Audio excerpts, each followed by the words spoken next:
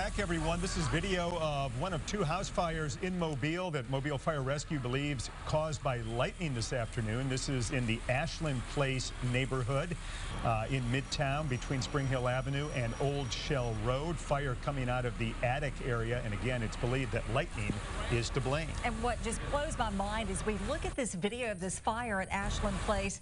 Pete is seeing how those firefighters, not so much in this shot, but the one we did just a few minutes ago, there we go, they are wading through floodwaters to respond to this fire. Just an unbelievable sight.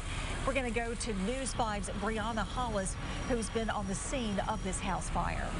So I'm out here in the Ashland Place neighborhood where firefighters are still trying to battle these flames. Take a look at this right there. You can see them right there still coming from the roof, and they're not only having to battle the fire as an element right now. Look at how badly it's flooding over here. There are a couple trucks that are actually stuck. There's a police car that's stuck right now. Thankfully, though, neighbors are telling me everyone was able to make it out of this house safely. But again, still a lot of work to do out here in this Ashland Place neighborhood.